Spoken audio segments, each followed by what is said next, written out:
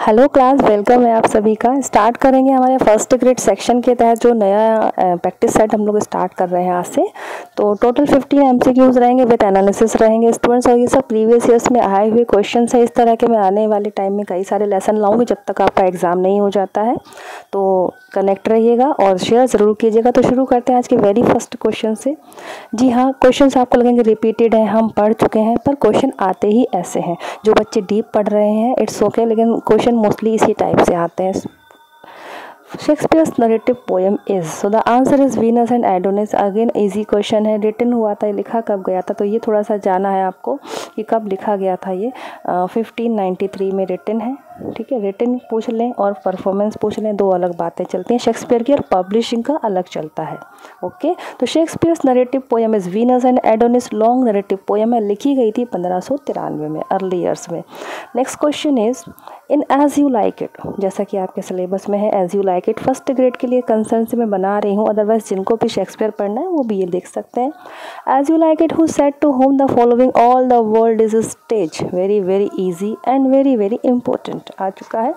सो किसने कहा ये all the world is a stage? Correct answer is C, Jaques to Duke Senior. Jaques ने कहा है ड्यूक सीनियर से। एज यू लाइक इट ये जो है आपका पेस्टोरल कॉमेडी है। कॉमेडी मतलब सुखद अंत होता है जिस प्ले का, जिस ड्रामा का, दैट इज़ कॉमेडी।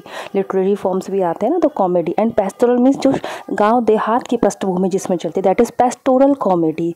ओके, अब इसकी बात कर लें एज यू लाइक इट की, तो ये जो है पब्लिश हुआ था 1623 में, फर्स्ट फोलियो में। फर्स्ट फोलियो जो शेक्सपियर का कलेक्शन पब्लिश हुआ था उसी में ही ये पब्लिश हुआ था। और ये जो लाइन बोली गई ना, all the world is a stage, act 2 में सीन 7 में ये लाइन बोली गई है। थोड़ा सा हमें ध्यान रखना होता है। ये एक फ्रेजेस है और ये मोनोलॉग है। मोनोलॉग मतलब जो एक ही व्यक्ति बोल रहा है, मोनो। ओके, डायलॉग मतलब दो व्यक्तियों की आपस की बातचीत, सिंगल व्यक्ति, मोनोलॉग। तो ये मोनोलॉग है। जैक्स ने कहा है ड्यूक सीनियर से, पेस्टोरल कॉमेडी है एज यू लाइक इट। इसके जो अदर कैरेक्टर हैं रोजरलिन, ऑर्लैंडो, इस तरह से। नेक्स्ट क्वेश्चन पे आ जाते हैं। इन शेक्सपियर्स मैकबेथ, मैकबेथ भी है फर्स्ट ग्रेड में, तो in Shakespeare's Macbeth who is Ross referring to when he use the description Bellona's bridegroom. अब बेलोना है हमारी रोमन की युद्ध की देवी। Okay, Roman goddess of war. अब उन्होंने बेलोना का दुल्हा किसे कहा है, ब्राइड ग्रूम किसे कहा है? So the correct answer is C, Macbeth. Macbeth को कहा है, किसने कहा है? रॉस ने कहा है। तो ये हमको ऐसे समझ में नहीं आता है। तो बेलोनास bride groom, Belona is what? इससे ये भी क्वेश्चन बन सकता है, Roman goddess of war, war की देवी हैं। और ये जो है ना, ये युद्ध में ही लड़ने जाते थे। मैकबेथ जो थे बहुत योद्धा दिखाए गए हैं, पढ़ा ही है सभी ने कंटेंट। तो ये वॉर के देवी हैं, तो उनके जो है ब्राइड ग्रूम इनको बताता है कौन? रॉस बताता है। और मैकबेथ कौन होते हैं? स्कॉटिश जनरल हैं इस ड्रामा में। शेक्सपियर का वर्क है, ट्रेजेडी है। इसमें जो अन्य कैरेक्टर हैं दैट इज मैकबेथ है तो है ही, लेडी मैकबेथ है, किंग डंकन है, बैंको है, 3 विचेस हैं। ओके, और बहुत ही इसकी इंटरेस्टिंग कहानी है जो 3 विचेस प्रोफेसीज करती हैं। Next question is was the hope drunk? Was the hope drunk? Wherein you dressed yourself? What hope is Lady Macbeth talking about in Shakespeare's play Macbeth? Lady Macbeth जो थी बहुत ही ज़्यादा Shakespeare Macbeth को बोलती थी भाई तुम्हें राजा बनना है, तुम राजा बन जाओ। तो ये कब कहती हैं ये बात कि क्या उम्मीद है वो ड्रंक है इस तरह से? तो ये जब कहती हैं to be king hereafter, जब ये इनको राजा बनना होता है, राजा बनने के लिए कि तुम किंग बनोगे आगे से बाद में, तो उनको उनकी होप याद दिलाते हुए लेडी मैकबेथ ये बात कहती हैं किंग बनने को लेकर। इतना याद रखना है। Macbeth tragedy. Which of the following is not a song from Shakespeare's As You Like It? As You Like It में जो ये हमारा कॉमेडी है, पेस्टोरल कॉमेडी है, इसमें कुछ सॉन्ग्स भी बीच में है ड्रामा में, तो इनमें से कौन सा नहीं है? So the answer is D, here we go round the mulberry bush. ये एक नर्सरी इंग्लिश राइम है, तो ये नहीं है। बाकी आप याद ही रख लें हैं कौन से। क्वेश्चन जब बनता है ना हमारे सामने, उससे हम लोग कई बाकी बहुत कुछ भी खींच सकते हैं पॉइंट। तो यहाँ से आप देख लेंगे कि एज यू लाइक इट में कौन कौन से सॉन्ग हैं। That is under the greenwood tree, blow blow you winter wind, what shall we have that kill the deer. Okay, as you like it.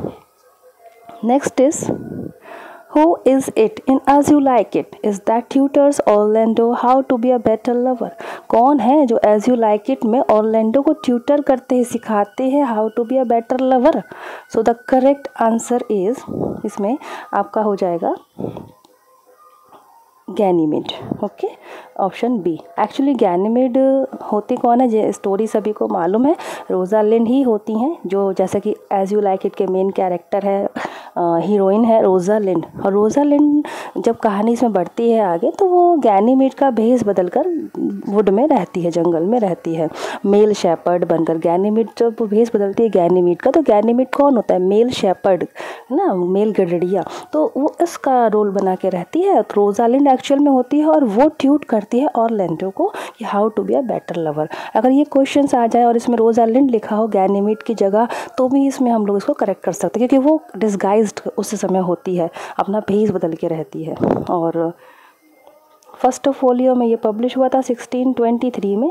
लिखा कब गया था, 1599 में। रिटन की बात चलती है, फर्स्ट परफॉर्मेंस की बात चलती है, देन पब्लिशिंग की बात आती है शेक्सपियर के वर्क में। तो ये 1599 के समथिंग लिखा गया था, फर्स्ट फोलियो में 1623 में पब्लिश हुआ था। The next question is, in the famous monologue from As You Like It, all the world state the last scene depicted as।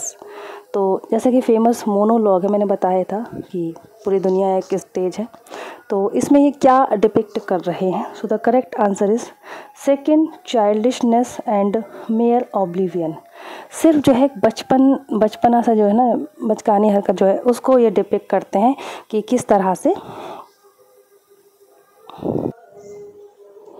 भूल जाते हैं। ऑब्लिवियन मीन्स होता है भूल जाना, तो किस तरह से बिल्कुल एक विस्मृति जो होती है व्यक्ति के अंदर, इस तरह से। Correct answer is A, option ए।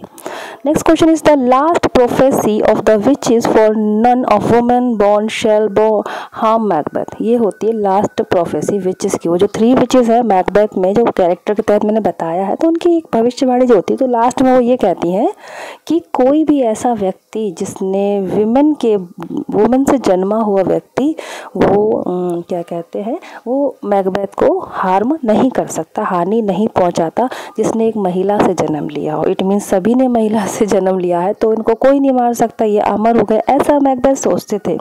लेकिन ये इनकी भविष्यवाणी सच हो जाती है। Is fulfilled when Macbeth fights against. ये जब फाइट करते हैं, किसके अगेंस्ट फाइट करते हैं, तो ये इनकी भविष्यवाणी फिल हो जाती है मैकडफ के से जब फाइट करते हैं।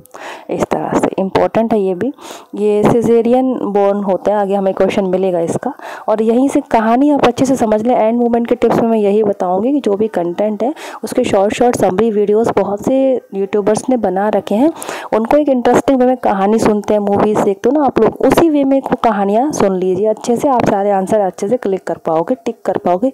यहाँ हम लोग सिर्फ क्वेश्चन के पैटर्न देख रहे हैं कि देखो कहानी से इस तरह से क्वेश्चन आते हैं। The next question is there is none